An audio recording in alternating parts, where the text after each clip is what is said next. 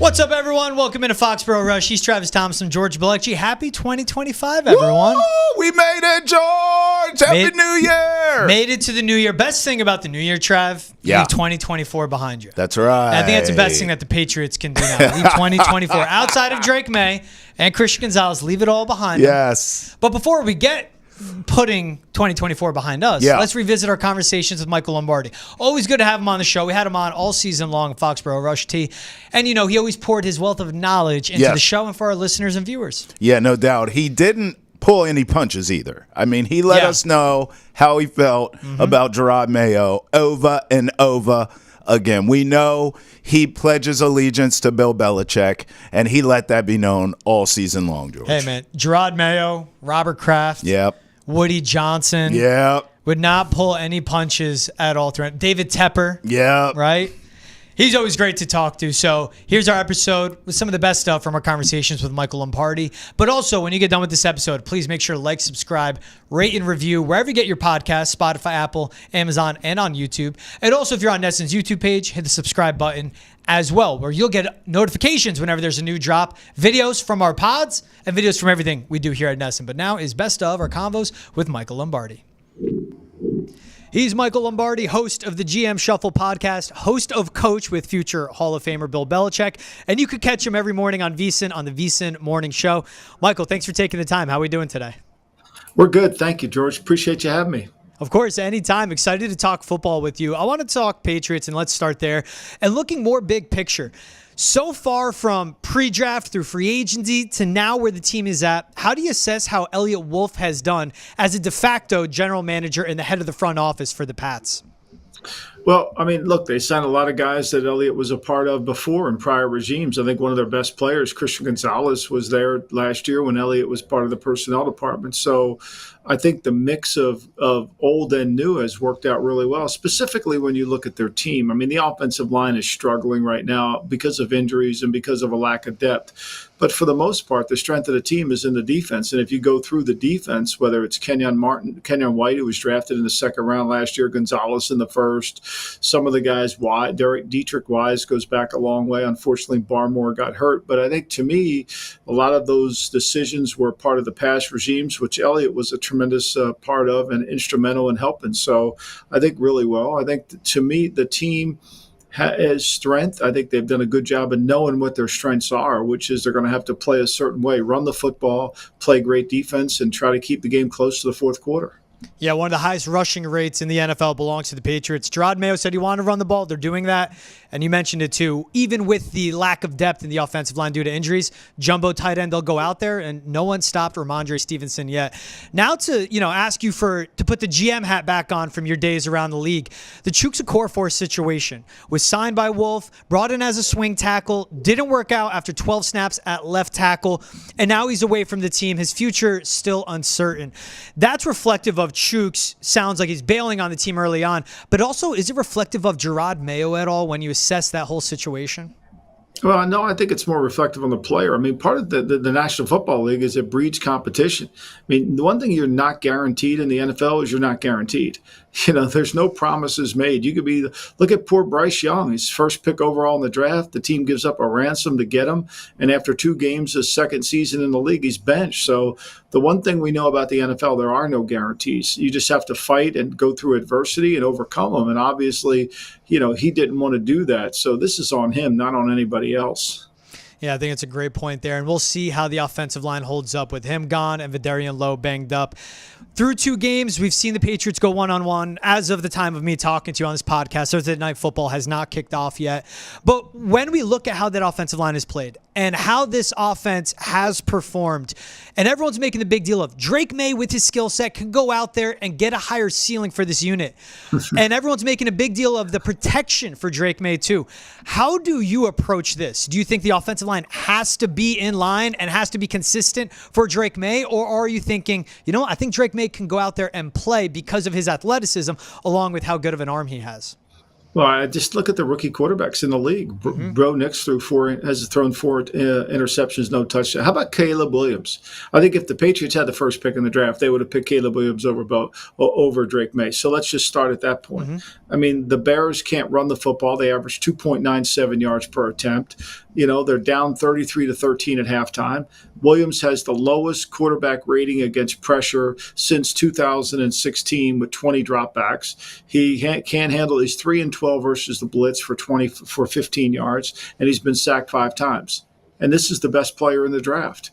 So, like this nonsense about, well, we'll put Drake May and everything's going to be even better. Look, the Patriots are going to struggle to throw the ball, whether Drake May's playing quarterback, whether Jacoby Brissett's playing quarterback, or whether they brought Peyton Manning back or Tom Brady back to play quarterback. They're struggling. They scored 1 touchdown last year to a wide receiver. That was Juju Smith-Schuster. They can't really throw the ball outside the numbers so far this year because their skill level and talent level there isn't what it needs to be. So, they should be happy. Patriot fans should be happy. They were in a game. They got a chance to win tonight if they can run the football. If they get behind, the game's over, right? They can't play catch up because they can't pass protect and they don't have a good enough passing game. And what happens is when you play outside of your comfort zone, and comfort zone meaning the style of play you have to play, I think ultimately that shows your deficiencies. And we haven't really seen the Patriots' deficiencies. We have. At the end of the half last week, when they tried to throw the ball and they threw 2 incomplete passes and give Seattle that field goal at the end of the game, at the end of the half, that they played outside their norm, and it cost them the game essentially. Yeah, I agree. I mean, they opened up that possession, a run with Jermichael Hasty, who's not even a top 2 back. And you mentioned the 2 incompletions. Seattle with time on the clock, drove down, and obviously that field goal was crucial. Sticking on that point, I love that you bring up, I don't care if it's Tom Brady, I don't care if it's Peyton Manning.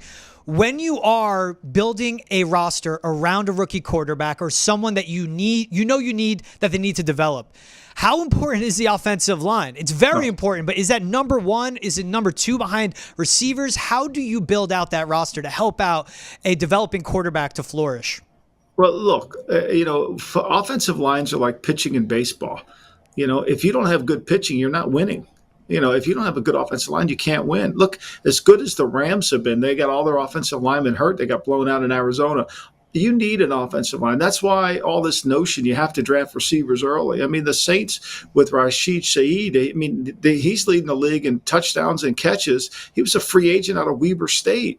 It's hard to find a free agent out of Weber State to start left tackle for you. You got to have great offensive linemen. Detroit's reason they're such a good team is Penei Sewell is one of the best offensive linemen, probably going to go in the Hall of Fame at right tackle. And they have really good. Frank Ragnon's a really good player, so they're really good in the offensive line. They can control the game.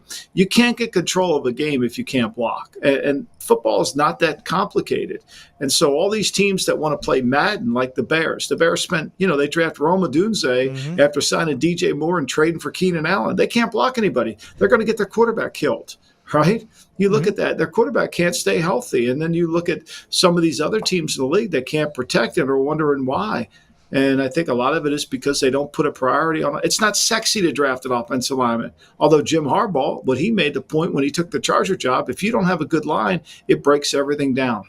Yeah, exactly. I mean, you look at how the Chargers built that offensive line. Rashawn Slater at Northwestern, Joel out of Notre Dame. And to your point, when they took Rome Odunze, Troy Fautanu was on the board, and he's been fantastic for the Steelers. And even they can go with other offensive linemen later on in that round. I love that you point out the success of the offensive line. Let's get back to how we've seen from the Patriots. They stunned the Bengals in week 1, played disciplined football, ran the heck out of the ball. Then in week 2, we see them make those small errors that were so costly. The blocked field goal they allowed off the left wing, the sack also in bad times by Jacoby Brissett. But when you see this Patriots game, through the 2 games we've watched, again, Thursday Night Football hasn't kicked off yet, is this team, how do they differ in coaching from when Bill Belichick was here to now with Gerard Mayo leading the helm? I think it's too small of a sample size. I mean, Belichick won 6 Super Bowls, so I think it's really kind of unfair to Mayo to compare. I think, to me, Gerard's going to learn on the job. I think that's just naturally. He's never really coordinated defense before. This is his first time being in front of it. He's got to learn about his team. So, I mean, last year, the thing that was really disheartening about the Patriot games last year was the turnovers by the offense, which was horrible. They never played within their own element. They couldn't run the football. The offensive line didn't didn't play better, and the fact they couldn't make a kick. I mean, Chad Runland, they couldn't make a kick. And this year, I think that's the other issue. They've got to get better in the kicking game.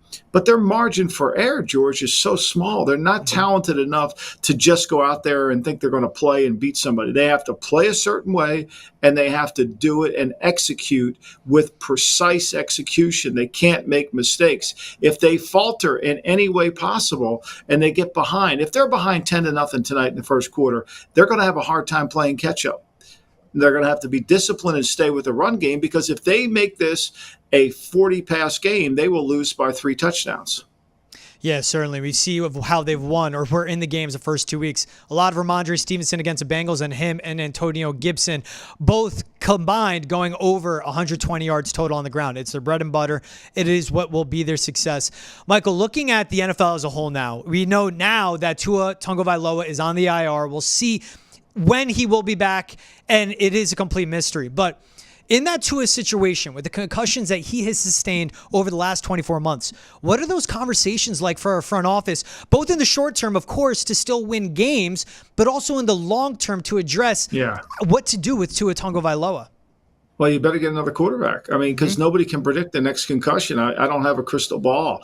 And I just know that if you're Chris Grier, you know that one more, and we said one more last year. He didn't get one more last year. He got through all 17 games without one. But this year, after 2 games, he has to. And Miami's another team that put no resources in their offensive line. They're counting on Terran Armstead, who's always hurt, to be their starting left tackle. That's not a good problem to have. So I think, to me, if you're in Miami, you have to say to yourself, look, if Tua plays 10 more years, great. But there's a chance he might not. One of the jobs of a general manager is to always think about what's the worst that could happen. What's the worst that could happen? And I know that's a negative world to live in, but that's part of the job. And I think, to me, that's what he has to do. And I think they've got to find themselves a young quarterback. Maybe they think of Skylar Thompson. I perhaps don't, but I haven't seen enough of him. They have to think of him that way and see if he can play that way.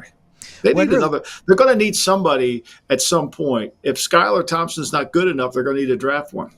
Yeah, for sure, for certain. And we've seen even Skylar Thompson go out there and the offense just get derailed. But at that point of the game, it was also a blowout against the Bills. When you look at the Tua situation too, Michael, we see all the responses come out of he's likely assessing how much he could get out of his bonus, what guaranteed money he can walk away with. Do you think that's what he and his team are doing, or do you think he's more assessing of, do I even want to play football anymore? I can't, it's hard for me to figure out the mindset of a player. I mean, look, the way, I think instinctively, the way he took on the tackler, I mean, he absorbed the brunt of the hit. He gave the hit to, the DeMar player. Hamlin. I mean, DeMar Hamlin. So that was really, instinctively you had said slide, but, he's playing football. I don't know how to think for him. I can't answer that question. I do know that it's, longevity is important. And if you have children, you really want to make sure you can see them grow up, and you want to be able to have a relationship with them. And I do think concussion protocol is important. So I'm happy they put him on injury reserve. So he has 4 weeks to think about it, whether he was cleared to play or not. I think sometimes look, Denzel Ward in Cleveland, he's had 5 concussions. He's still out there playing. He didn't miss any time. I think that becomes, if we have concussion protocol, we better be careful. That's a great point you make. I even think back to the first Thursday Night Football, Lamar Jackson, Patrick Mahomes, the way they were pushing the pile, the way Lamar was running, it was competitive football. You love to see that. It was the same thing with Tua in that situation, especially on 4th down. Talking again about young quarterbacks, Bryce Young benched after just 2 games with the Panthers.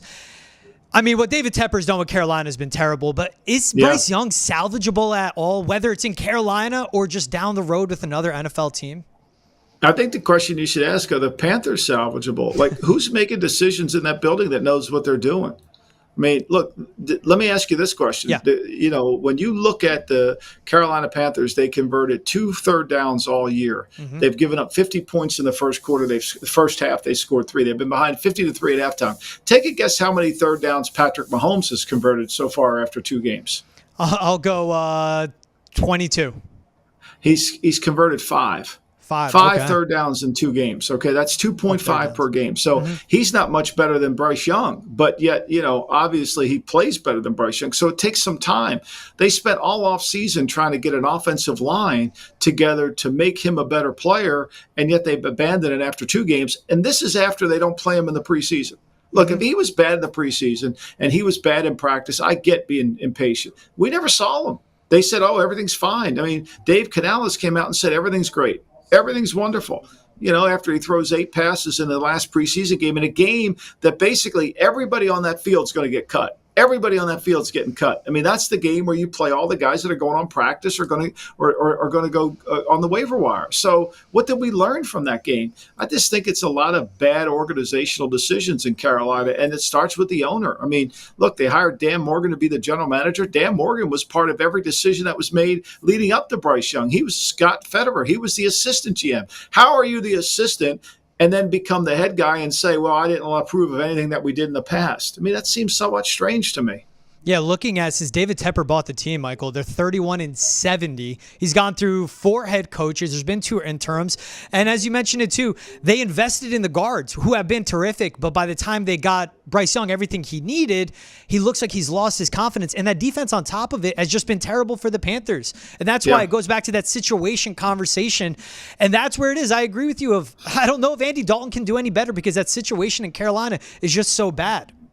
Yeah, no question. And I think to me, look, Andy Dalton will be a little bit better because he's got more experience, but that doesn't mean for the long term he's going to be better, and he's going to make the same mistakes that Bryce Young makes. I mean, look, it's a team that's not built conducively. They take a running back. They trade up in the second round to take a running back. They paid Miles Sanders all this money, and they have Chuba Hubbard on the roster. Like, don't you think they could have used another asset for another position other than running back? To me, that they're playing it's what I call playing Madden. They're just playing Madden. They're in their basement playing Madden, trying to collect skill, when the reality is their defensive front wasn't good enough, and they've gotten worse every single year that Tepper's been there. You're host of the Lombardi Line, coach with Bill Belichick, and of course, GM Shuffle. Michael, how are we doing today, my friend? Well, good, George. Travis, good to be here. Thank you. Appreciate it. So, Michael, we were hoping to, bring you on, talk about the Patriots getting their 3rd win of the season. Then Albert Breer reports the Crafts called around the league doing research on how to handle a young quarterback. In your opinion, is this overstepping and undermining the head coach that Robert Kraft claims he handpicked 4 years ago? Well, I mean, it's just, the Crafts wanted to run the team. They're running their team. They're doing what they feel like is in the best interest of their team. I think that's what they are. I mean, the reason they got rid of Coach Belichick was because they wanted to control their team. And I think this is further evidence of how they want to. Would they have done this if Bill were in the chair? No, they wouldn't have to. Bill would already have the answer for him. But obviously somebody doesn't have the answer for him in the building, so they're seeking out advice. I find it interesting. It does, look, they've got a very inexperienced head coach.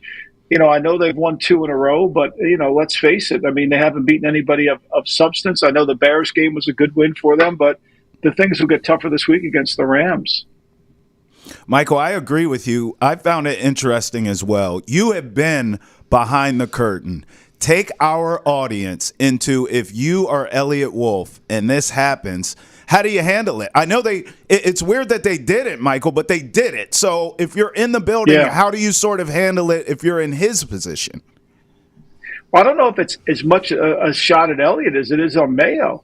Elliott doesn't control the development of the quarterback. I think what he's searching for is how do we get more production out of our quarterback? We think our quarterback's going to be great. I think this is actually a nod towards Elliott more than it is, and it's a nod against the head coach. I think, to me, because nobody in that building, Elliott can't come up with a plan for player development. Only Mayo can. I mean, Mayo's got to demand. He's got to coach the coaches to give a player development program. So I think this is more about Elliott, more about Mayo than anything. And I don't know, who are they calling?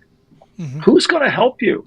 Who are you calling in the league that's going to help you? I could see calling somebody who's not in the league, but why would anybody want to help the Patriots? I don't. The 31 teams here are competition.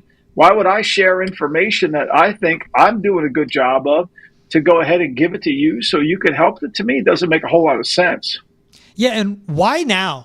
Why not January 8th, the day after the season ends? You're picking 3rd overall. January 11th, when you decide to fire Bill Belichick, or the day you hired Gerard Mayo? Why now? Because they don't have enough confidence in their head coach to figure it out, and they know when they hired an inexperienced head coach that they were going to have to be involved. They were going to have to be involved in a lot of these decisions. So I'm not as wondering why now. I'm just, to me, it's this part of, look, they pretended that Jonathan's not involved. They pretend that Robert's not involved when we know they are involved. And this just further really indicts that statement that we just are fans. They're not. They're involved with their franchise. That's why they got rid of the head coach. Yeah, I was going to piggyback off of that exact thought, Michael, because I look at this. You think about a guy like Jerry Jones, who has a brand, a reputation of meddling, of being involved, of making all these football decisions and taking credit for stuff that he probably shouldn't. But I'm looking at this now. Is Robert Kraft, I mean, this legacy he's already built, but where we're at now, Michael, is he in danger of sort of teetering into that and becoming this meddling owner? Do you think there's a possibility that starts to spread around the league about him? Well, I think he definitely wants to be involved with his team. I think he owns the team. He has every right to be involved with the team. I don't think he wants to be a hands-off owner. I think he's always been involved with the team. You know, Bill would have to call him to tell him what was going on. And, you know, he would say yes and no to some of those things, but mostly he would say yes. But I think, to me, he's always been involved, and I think Bill's done a good job of managing that. But now without Bill to manage it, there's no telling what he could do. Do other good owners do this? Like, is this normal, or did this shock you that this is happening? No, I mean, other good owners rely on the people that they hire. I mean, I don't think Steve Bisciotti would be calling around, right? I don't think he'd be calling around asking about that. You know, if I work for Al Davis wouldn't call somebody else up for advice on how to handle his. He would figure out how to do it. I think it's when you don't know the answer that you're trying to figure it out. I just don't know who's going to try to help them. I mean, it's kind of a shocking story to me, because, like, who wants to go out of their way to help the Patriots become a good team? Yeah, I agree. I mean, listen, you brought up Gerard Mayo.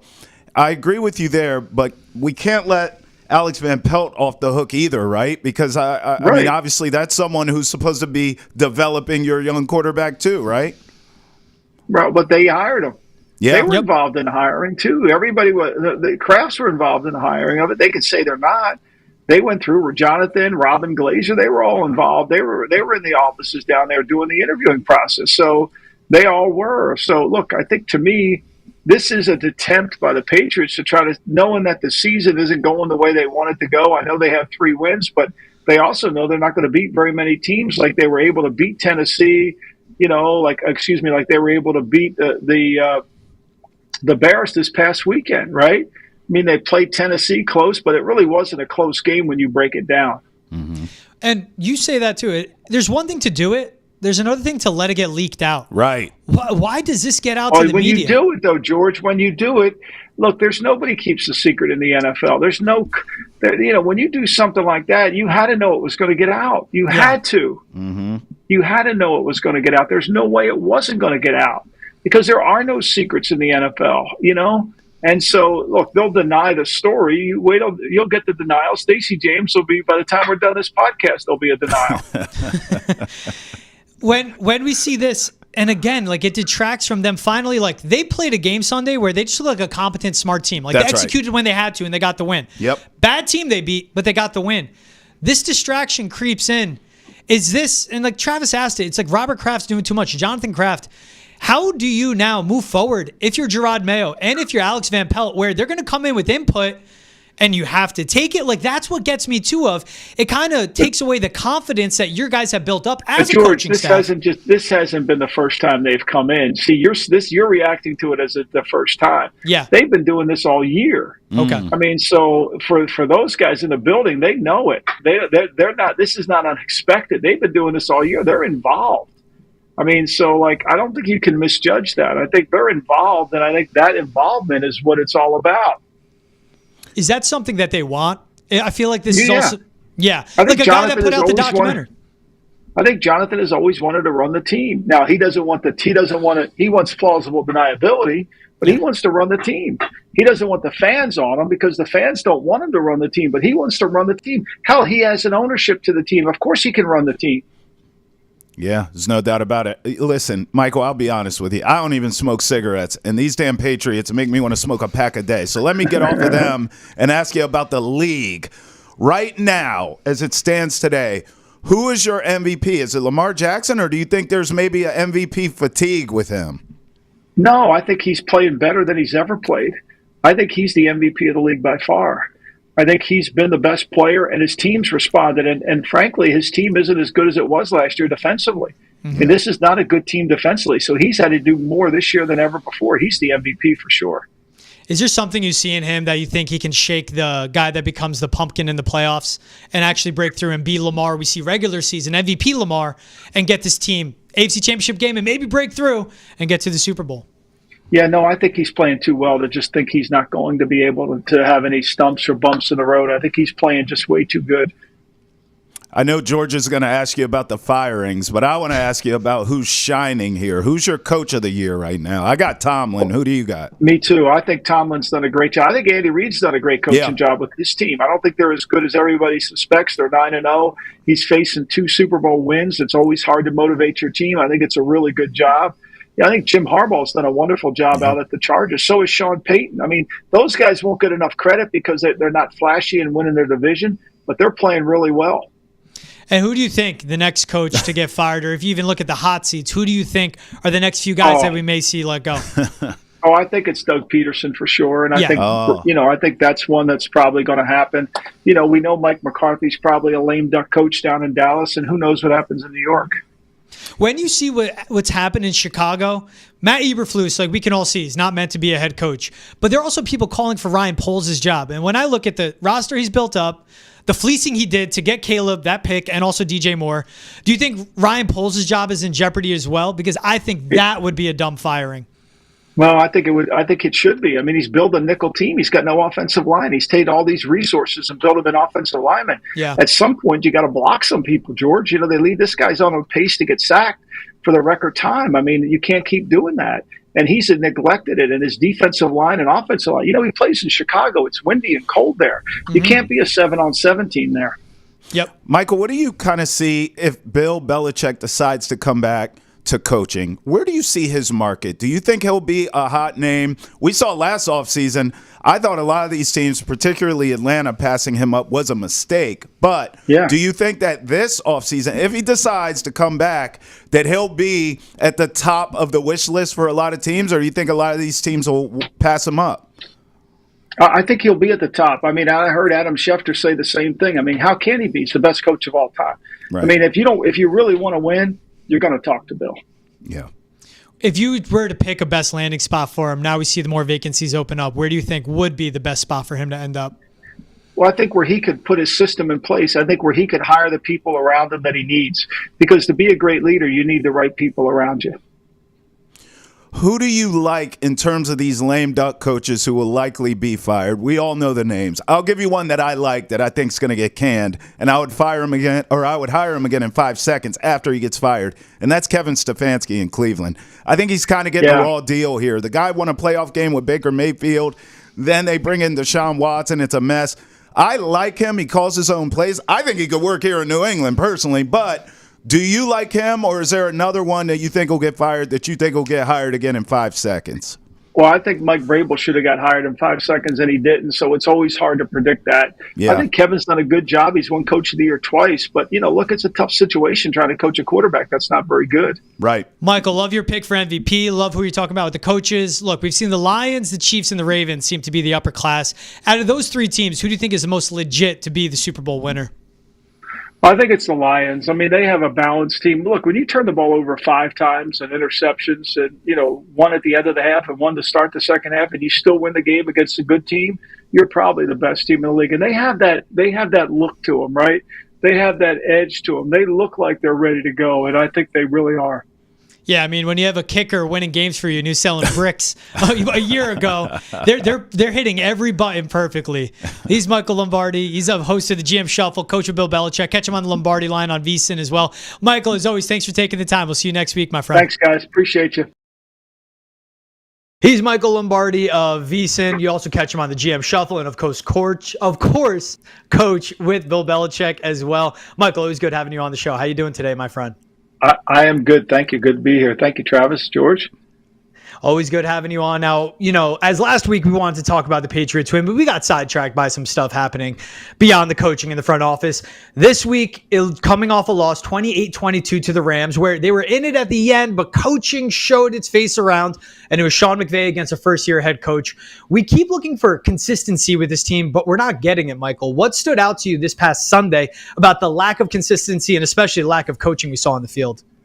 Well, I just felt like it was going to be a bad matchup for the Patriots because defensively, that was going to be a challenge. This Ram team, the week before had played poorly against Miami, but, their offensive line was intact. They had Puka Nacua back. They had Cooper Kupp.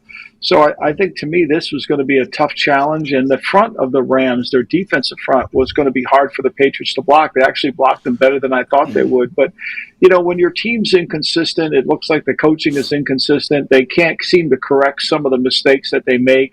Yeah, I thought the zero blitz on second down call for the touchdown early to Cooper Kupp. When you have a rookie quarterback, the last thing you want to do is you make a bad call there. And I'm sure Coach Covington would like to have it back. You make a bad call there, now you're down, and you have your quarterback has to throw it all the time. You want to keep the game tight to the last 6 minutes of the game. Make them drive it down the field, but they gave up too many big explosive plays, and Shaw and Matthew Stafford was sensational. So it's part of being a bad team. I mean, that's just what it is. You're just not good enough. You can't convert third downs at a high enough level. You can't keep the ball away from the opponent. Sort of zooming in on Drake May here, Michael. I mean, we heard Kurt Warner earlier in the show. He's high on the kid. He likes what he sees from him so far. Now that we've had a handful of starts here, where are you at with him, Michael, current day? I mean, the development of Drake May, what are you seeing when you watch him specifically? Well, you still see some mistakes. I think you see some, he holds the ball too long. I don't know really who he was throwing the ball to on the interception. I mean, I have no idea where that was going. I know they said there was some miscommunication. I don't even understand the route concept that they were trying to run, especially that he threw the ball behind the receiver. So, look, I think it's all part of the day's work of a young quarterback who didn't have a lot of starts in college. And I think they're learning about him and what he's good at running. And I think he's learning about how to play professional football. And I think he's got a great upside to him. He's obviously got to learn how to get more consistent. He's got to be able to play better under pressure. I mean, look, the Tennessee game, he threw an interception on the last drive of the game. They just didn't catch it. In this game, he throws an interception on the last drive of the game. They caught it. He's got to stop making those mistakes and critical plays during the game. But that's called growing up. That's part of what you're going to have to go through when you play a young quarterback and the rest of the team isn't good around them. And I think the biggest issue with the Patriots is their inability to really get control of the game with their offensive line.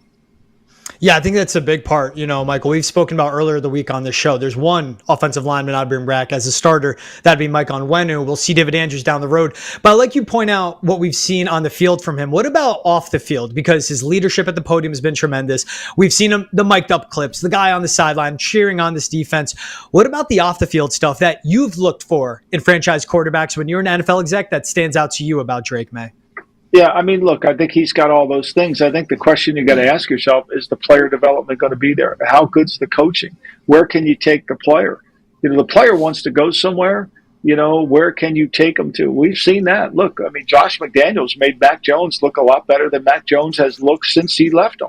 So coaching really matters to get to another level that you're going to have to get to. And I think that's going to be the fundamental question the Patriots have to address in the offseason. Do they have the right offense? Do they have the right offensive coordinator? Do they have the right system in place, right? I think that's all going to come down to it. Are they building the right kind of team? Because the longer the season goes, it becomes harder, and this is going to eventually become Mayo's program. He can't. Yeah. It's no longer Belichick's program. It's going to be his program. And the further you get into that program, how good is it? Yeah, sort of following up there because the Diana Rossini report was that this coaching staff is safe for 2025. I wonder how that landed for you because I read it and I thought, already? I mean, all these games left? What if the bottom falls out of this thing the rest of the season? Why are they safe already? How did that land with you? Well, I never thought they were going to be in trouble because they're going to blame everything on Bill.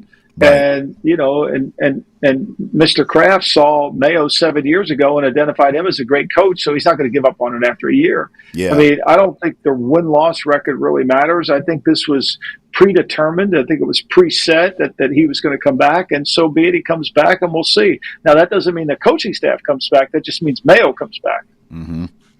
Yeah, and that report stuck out to me too. I agree with you, Michael. Like, as the start was and how rough it was, the best defense I could give Gerard Mayo was that Robert Kraft handpicked him. He attached him to the hip with, like you said, 7 years ago, 5, whatever it was, saying he'd be the next head coach of the Patriots, not just a future head coach, along with everything else. But when I see that report, the offense has developed. We've seen more pre-snap motions. We've seen Drake grow and making anticipatory throws, which is showing the development of him. But the defense was the reason that they lost this past Sunday. When we see those reports, stuff can change. It's week 11. When we get to week 18, we'll see how it goes. But does that jump out at you too? If you watch this defense and you go, now is when you put out that report? Or do you think it's something where Diana Rossini puts this out and it combats reports of last week of them making phone calls around the league?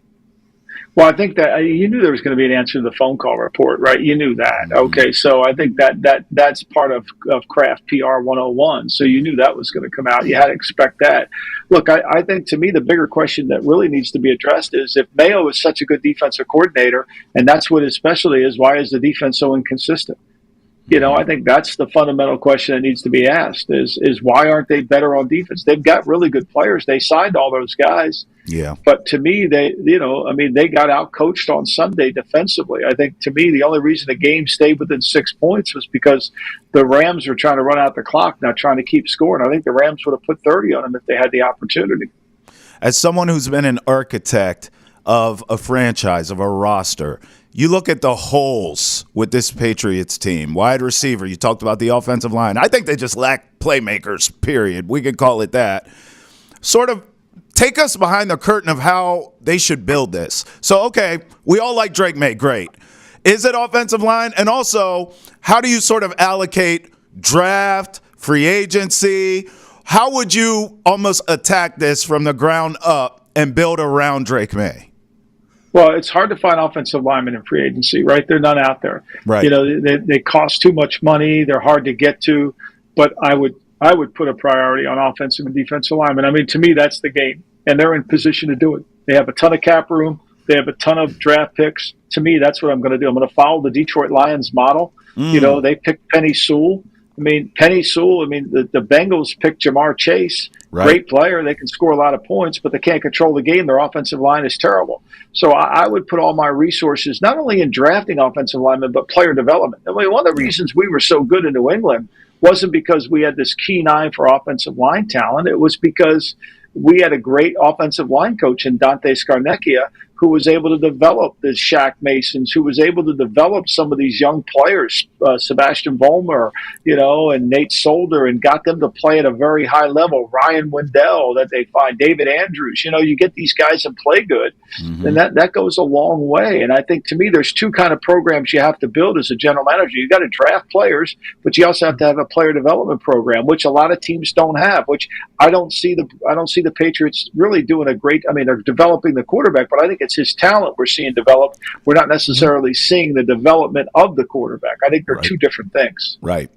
Yeah, the one position coach I'll give them that we know can develop is Mike Pellegrino, the cornerbacks coach, who's a carryover from Bill's staff, has been with the Patriots since 2015. You bring up how expensive it can be to land an offensive tackle, and this free agency class is weak. But when we look at all the cap room they've had, and this again goes back to last week's conversation, Michael, where when I read the reports, I'm hearing a meddling owner.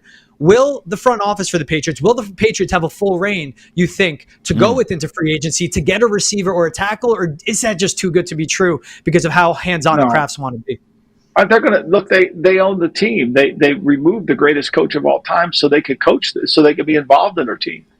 I mean, so I think, to me, they're going to be involved. Now, that's not saying they're going to go down there and pick the 4-string left tackle. I'm not saying that. But when you start talking about putting money into things, they're going to want to know who's making the decision, who they like. They're going to check and double check. They're not going to take someone's word for it and go for it. I mean, he's even admitted that he felt like that he felt like he didn't have enough checks and balances on Belichick. He won 6 Super Bowls with Belichick. How many more checks and balances do you need? Just look at the trophy case. But, I don't think that's in his personality. I think he wants to be involved, and he has every right to be involved. He owns the team. Michael, this offseason, from where the Patriots sit, are they pitching themselves as, hey, listen, we have this young stud rookie quarterback. We have tons of cap space. Come here, be a part of Patriots Dynasty 2.0. Or is it really, for your experience, is it literally these players are just looking for money? Show me the money. When you kind of go out into free agency, are the Patriots pitching that we have this great thing working, come be a part of it? Or is it literally just, we can give you the most money? How are they attractive to players? It's money. I mean, money. There's the first phase of free agency is all about money. Right. When that phase gets worn out, where Bill made a really good living was when that phase got worn out, you were able to get players that wanted to be a part of winning that weren't getting the contract somewhere else. Okay. And so you could get some bargain basements, but that's only in the second phase. The first phase is all about money. You think Calvin Ridley really cares about whether he went to New England or he went to Tennessee? He went there with tax-free state. He didn't want to pay Massachusetts state tax, and if you're not going to compensate him above that, then he's not going to go to your place. So It's really, we learned that 1994 started free agency, and we were taking players out to dinner and limos and doing all that. Now it's just about how much you're going to pay me. It's what's your tax rate in their state? How much are you going to pay me? What am I getting back? And how are we spreading the contract? Oh, I'll sign with you. It's no longer the recruiting element. It's just all about money. Host of the GM Shuffle, host of Coach, and you can catch him on VSiN every day as well. Michael, how are we doing today, my friend? We are doing good. And look, for Jersey, I live on the Jersey Shore. We don't get much snow. So when I went, that was like, whoa. Yeah, when I moved to England, I lived in Cleveland and New England. And I got to tell you, when they say it's going to snow, it snowed. In Jersey, when they say it's going to snow, you got a chance it might not. But when they say it's going to snow in Cleveland or New England, it's snowing. They're not missing that one. Hey, Michael, your co-host, Dave Ross, I told you we're dear friends. He's from Virginia, so he's in the same boat as me. We panic when we see snow, Michael. Yeah. We're just hoping Dave's car makes it to work all the time, so it's a good thing. Hey, Michael, you're the smartest man in the world because you moved back to the Jersey Shore. So, I love that. Let's start in on focusing on, you bring up your time in New England, focusing on the Patriots. And coming off another loss, a 1-point loss against the Colts, they lit up a long drive at the end, a 2-point conversion. So Jerod Mayo was asked about not using timeouts in that situation to help out his defense or buy time for the offense. And his response was, quote, "We won a Super Bowl here doing it the other way." Should Jerod Mayo be comparing his in-game coaching to Bill Belichick's, because he's alluding to that Seahawks comeback and Super Bowl win? Yeah, I'm not sure what he was talking about. I mean, I think Bill's done it 1,000 different ways, and each game is uniquely different, right? I mean, the reason Bill didn't call timeout in Super Bowl 49 was he saw confusion on the other sideline. Did Mayo see confusion on the other sideline? I don't know. I mean, look, if he had one more timeout left on they had a chance. The guy missed a 68-yarder by 3 yards. If he had 10 more yards, he makes it, right? So, look, I think Mayo, every time I listen to Mayo talk, he has an excuse for something. Does he ever have, look, I could have done a better job there, or is there ever any accountability? I'm just asking. No, it's always somebody else's fault. I mean, to me, at some point, you're the leader of men. You've got to take accountability for it. You got to do a better job. Look, I could do a better job in game management. And I'm not trying to listen to Mayo an excuse on something, and I'm not sure that you can survive as a leader of men who have a bag load of excuses. Yeah, I completely agree with you, Michael. I would add this, and I'm curious your thoughts. It's one thing to say the stuff that he says, because he's put his foot in his mouth a few times this season, okay? So it's a fair question that you ask about accountability, and it seems like he's always pointing the finger. But it's another thing if he sort of stood on business with that, Michael. If he sort of just said what he said and let it be out there. Where I have an issue is he'll put his foot in his mouth and then he'll walk it back, which is almost worse to me, Michael, where it's like the Belichick thing. Remember, he called the team soft a month ago, and guess what? He was right. They were playing soft. I know it's kind of a reflection of a head coach, but then he walks this stuff back, Michael. That's where I got the issue. I think you could see his inexperience. I mean, it just rears its ugly head all the time. I mean, and I know Robert Kraft picked him out to be the head coach 7 years ago, but the guy lacks experience to be a leader of a team. Mm-hmm. And I'm not saying he can't get it, But I think you would be naive to believe there weren't going to be growing pains with Mayo as the coach. He never called defenses. He never really ran the team meeting. He never took over anything. So this is all learning for him. And now that he doesn't really take accountability for anything, are you really learning anything? And then I think ultimately when he starts to talk, he's trying to make everybody happy when in reality, no one's happy.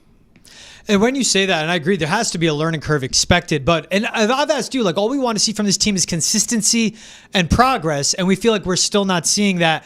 What concerns you the most? And if you were in the front office for the Patriots, when you're watching Jerod Mayo game to game, what would you look at and go, you know what, that's what we can hang our hats on of he's the head coach that can continue to be one and stick with his team? Well, I think I would be more concerned about defensively, how they just haven't improved defensively in situational football. They're 23rd in the red zone offense, 23rd in red zone defense, 30th in red zone offense. I mean, when you break the team down situationally, they allow too many things. I mean, look, his use of timeouts, his use of kicking field, I think his whole game strategy, I think this is an on-the-job training. Look, the NFL, becoming a head coach, it's a harder job to get to the United States Senator. There's only 32 of them. Mm-hmm. And when you get there, it's really hard to be full. If you have 20 years coaching the league and you become a head coach, you're really probably not ready to be a head coach. But you've got enough experience. Whereas if you only coach in the league 5 years like Mayo, but are you really ready to be a head coach? So, like, we can criticize them all we want. But I think the Kraft family had to understand when they hired him that there was going to be a huge learning. Like, you just because you played football in the National Football League doesn't mean you can coach and organize and lead a billion-dollar industry. It's really hard. What about player development? What players are getting better? You know, is he demanding from the coaches? Are we getting player development done? You know, the young players improving. I mean, this is a huge job, and you're walking into a guy. I know that, you know, Bill was probably absent the last 20 years, and that's why they won 6 Super Bowls. But you're replacing a coach who's the winningest coach of all time in 6 Super Bowls. It's not an easy job to walk into, but I think what it shows you is I don't think they believed what Bill was doing was very difficult. They thought anybody could do it. Man, you just named a bunch of stuff that needs to be worked on there between the defense and the clock management. We can't get all that fixed in a bye week, but Michael, let's get down to the brass tacks. As a coaching staff, what can the Patriots attack during the bye week to improve on? Because Lord knows it's a laundry list of things you just ran through, but what practically can they get done in a bye week and improve on, you think? Well, look, they're 3-10. They're not going to the playoffs. We know that. So they got 4 games left. They come back. They play 2 games on the road. I think if I were Mayo, I would want to try to improve in certain areas of the team, and I would put that as the priority. And I would want to play better, and I would want to get some of these young players the opportunity to play. I mean, they've got to get better on pass defense. They're horrible. They can't intercept the ball. They're 25th in the league in creating interceptions. They're 24th in the league in yards per attempt allowed. And then offensively, I want to keep developing the rookie quarterback, and we've got to get some of these young receivers to start making plays. They can't throw the ball down the field. They're 31st in yards per attempt passing. You know, they're 32nd in yards, period. You know, so we got to try to improve certain areas. You're not going to improve the whole team, but we're going to have to get certain players. We need to figure out who's somebody that we can win a Super Bowl with and who should be on this team and who's not. And I think you got to. Now, look, the players are off all weekend. So you're not going to get better. They're going to come back on Monday. You're going to start. But a lot of this time is preparing the coaches for how we're going to get better. My sense of it is I'm sure the Patriots coaches probably have a lot of time off this week. If the Patriots, you mentioned that 4-game stretch they have left, and it's tough. Cardinals are a good team. Chargers are a good team. They're facing the Bills twice. If the Patriots lose out, do you think there will be changes made on this coaching staff for New England?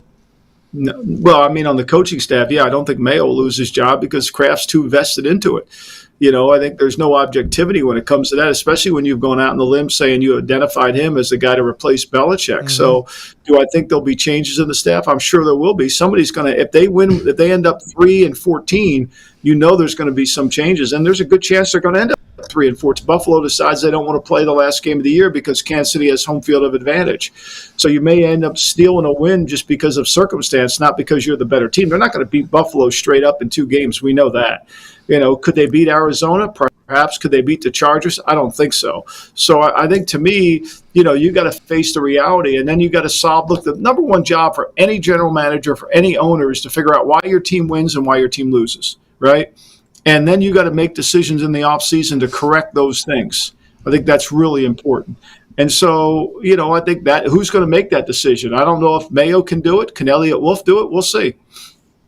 Michael, I want to pause and rewind to something you said. You said your gut is the coaches will have some time off here. When Bill was here, Bill doesn't give a damn about a brand, but I would say Bill Belichick's brand is no days off, right? I mean, he made that a thing. Talk to me about why you believe the coaches will be off. Is that just a change in culture that you've seen here? Yeah, I mean, that's exactly right. They want everybody not to, because with Bill, they want to do the opposite of what Bill did. When we were there, we had a bye week, we would probably work till Thursday afternoon, and then we would be back Sunday at 12. We would work till Thursday at 3, have Friday and Saturday off, and then come back at 12. And then Monday through Thursday, we would do a lot of self-scouting. We'd have meetings. We'd work late at night, to make sure that we understood what's going on with the team. But I think to me that's something that went out the window when the bicycles came into the locker room. Yeah, and Gerard Mayo, he recently had an exclusive one-on-one interview with Tommy Curran, and he revealed that after every single game, he has a debrief with the Crafts, after every single one, win or loss. Is that something the Crafts did with Bill Belichick while he was a head coach of New England? I don't know that. I wasn't privy to those meetings, so I wouldn't know. But I'm sure they probably had conversations. I'm sure this is a lot different than the one they would have with Bill.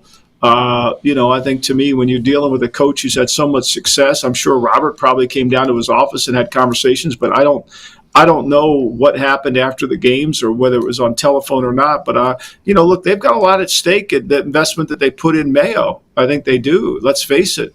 They're counting on him to be the guy. They've got their reputations at line here. Michael, you front office guys can make shrewd moves. You can make moves that benefit the team. You can pick up the phone. You can wheel and deal. Is there a world in which it is possible where Robert Kraft can say, look, I love you, Gerard. I'm going to rip the Band-Aid off here. I did make a mistake. You were not ready to be a head coach. However, because I love you, because I believe you're a leader, because I know you're valuable to my franchise, is there a way he could get a front office cushy desk job? Is there a way, in other words, Michael, Robert Kraft can move off of Gerard Mayo but still involve him in the franchise in some shape or form? Or is this as plain and as simple and as black and white as fire him or not? Well, I think that's probably right. I mean, it's hard to – Mayo's still a young coach. I think he sees himself as a head coach and he wants to grow. And I think Mayo would say to Robert, you didn't give me enough time. I mean, you hired me as an inexperienced coach and now you're going to fire me after a year. It's my fault I'm inexperienced. You knew that going in. It's like bringing home a puppy. They're going to wet on the carpet. Of course, you got a puppy. It's going to make mistakes, so you're going to have to live with it.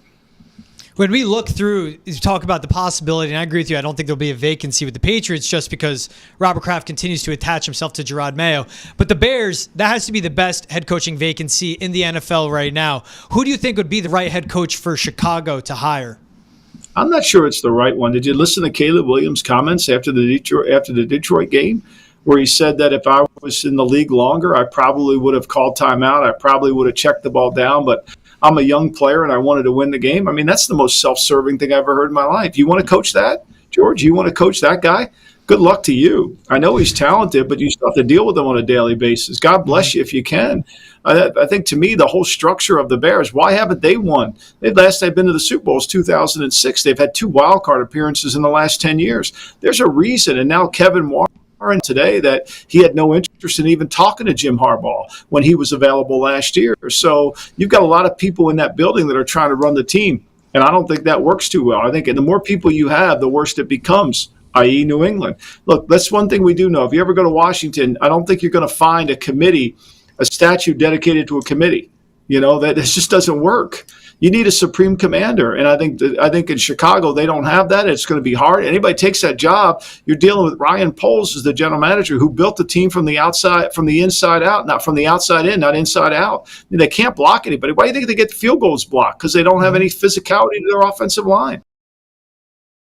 Shout out to Michael Lombardi hopping on the show. Trav, we'll miss him. He's down at UNC. Yep. We got to try and get him on one more, though. I agree. And, in fact, I can't wait until they play Boston College so we can get Bill Belichick against Bill O'Brien. Maybe we could see our boy Michael Lombardi there, too. Exactly. Be a big matchup. B.O.B. against his mentor in Double B. But that was Michael Lombardi, best of. This is Foxborough Rush. George Blechy, Travis Thomas. Appreciate you guys making us a part of your day.